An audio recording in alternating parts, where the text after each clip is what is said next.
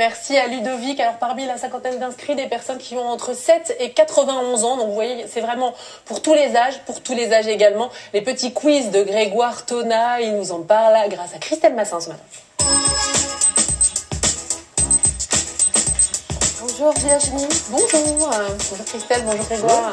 Alors que les épreuves du bac ont commencé, interrogation écrite. Ah non, j'ai pas révisé moi. Ce matin, Virginie, option histoire. Vous savez qu'on parle souvent de la Première Guerre mondiale chez nous sur France 3 dans Pas-de-Calais dans les JT du week-end. Et bien voici le petit quiz de la Grande Guerre signé Grégoire Tona. Il y en a beaucoup d'autres bien sûr, mais on va déjà parler de celui-là. 30 000 exemplaires vendus depuis sa sortie fin 2013.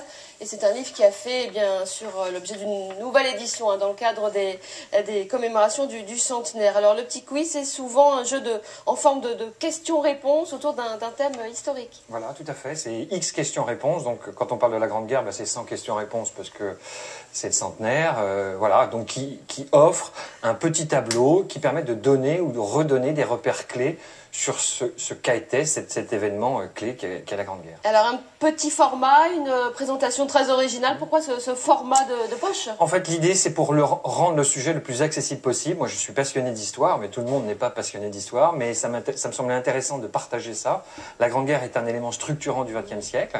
On est dans la période du centenaire. Redonner de manière simple, alors ludique, je le mets entre guillemets, des éléments clés qui permettent de comprendre ce qu'a été, ce qu'ont vécu nos ancêtres. Voilà. Allez, on y va rapidement. D'où vient le terme poilu qui désigne le soldat français? Alors, poilu, c'est une légende urbaine. Un poilu, en fait, c'est pas quelqu'un qui se néglige, qui se laisse pousser la barbe comme moi.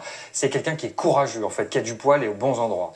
Quels sont les surnoms des autres soldats? Il y a plein de surnoms, le Sami, le Tommies, Les Boches. le Bosch pour les Allemands. Alors, les Fritz, c'est plutôt Seconde Guerre mondiale. Voilà. Recalé. J'ai dit les Boches, c'était bien. Virginie, une question.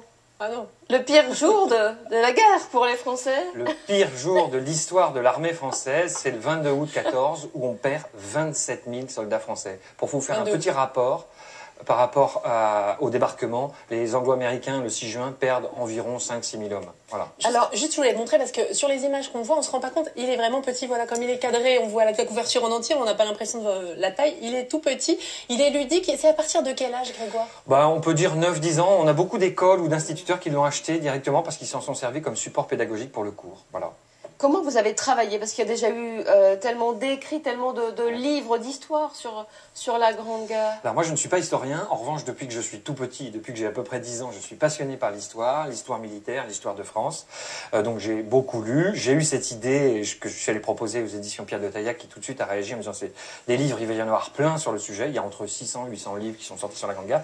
C'est un peu une idée un peu contre-pied. C'est de dire voilà, on va faire quelque chose le plus simple possible. Donc à tous les niveaux, fond, forme, prix, pour rendre le sujet le plus accessible possible, parce que moi j'avais envie de partager cette passion que j'avais de l'histoire. Voilà. Allez, encore une question, elle concerne la région. Que voit-on arriver sur le port de Boulogne-sur-Mer, 13 juin, le 13 juin 1917. C'est le chef d'état-major de l'armée américaine, enfin de ce qui a été après l'armée américaine qui est venue par Saint-Nazaire, mais lui est arrivé effectivement. Moi j'ai une question, vous savez tout par cœur ou vous avez préparé tous les deux? Parce que vous avez la réponse. Vous savez tout ce qu'il y a dedans par cœur?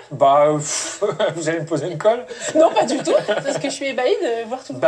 Parce que c'est des sujets qui me passionnent, oui, voilà. Et donc, c'est vrai que même si je ne sais pas tout, bien sûr. Alors, il y a la Grande Guerre, bien sûr, on en a parlé. Il y a aussi la marine. L'histoire de la marine, avec le musée de la marine.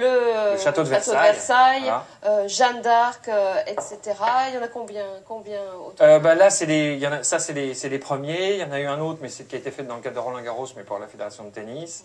Et il y en a d'autres en préparation qui vont sortir en fin d'année. Jeanne d'Arc qui vient juste de sortir. Jeanne d'Arc vient juste de sortir. Vous êtes de la région? Je suis lillois, ma famille est lilloise. J'ai même, je vais faire une petite chose, j'ai pour aïeul Joseph Huyot, qui a été un résistant, qui a été l'auteur d'un des premiers journaux clandestins qui s'appelait L'Envol de France. Voilà.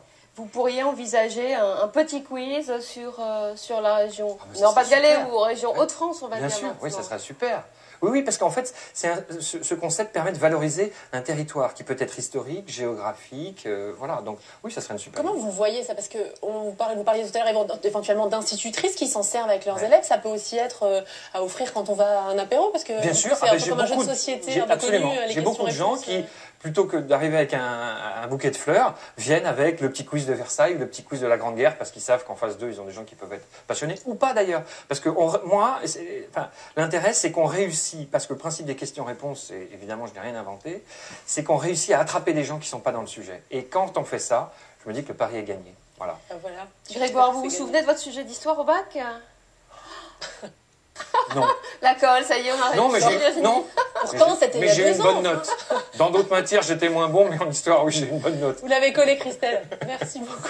Merci beaucoup. Merci à vous. Merci Christelle, merci Grégoire d'être venu sur le plateau de Nord-Pas-de-Calais Matin. L'émission touche à sa fin demain. On vous parlera de l'ONL, l'Orchestre National de Lille, qui est en plein changement avec